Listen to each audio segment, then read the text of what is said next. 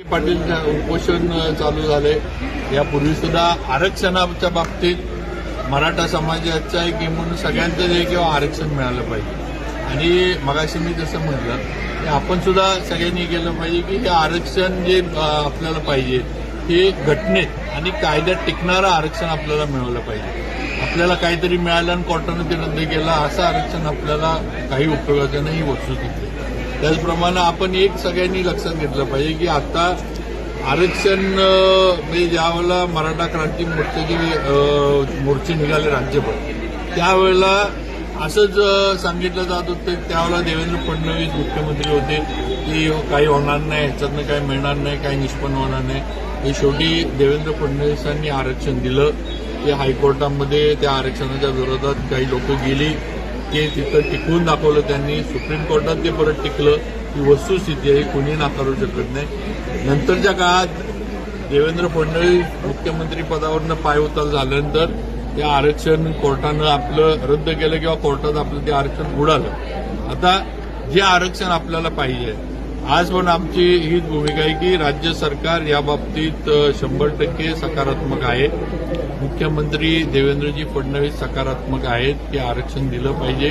फक्त कायदेशीर घटनेमध्ये बसणारं आरक्षण आपल्याला योग्य पद्धतीनं मिळावं। आंदोलन करणं हा आपला अधिकार आहे।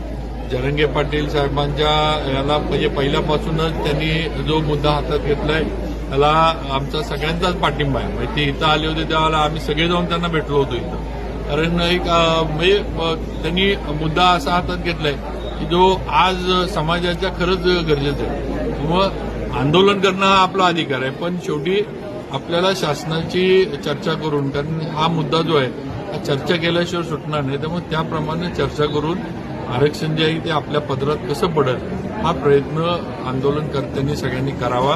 ही माझी नक्कीच एक मराठा समाज मंत्री वगैरे म्हणून तुम्ही सोडून द्या, पण एक मराठा समाजातला एक व्यक्ती म्हणून माझी अपेक्षा आहे की बाबा शासनाची चर्चा करून योग्य पद्धतीनं कायदेशीर आरक्षण गरजू मराठ्यांसाठी, ते पण सांगतो मी खऱ्याच अर्थानं ज्यांना गरज आहे। आज मला म्हणजे आज माझी परिस्थिती चांगली आहे, मी आरक्षण घेऊन जे गरजू आहेत त्यांना दाबण्यात काय अर्थ नाही।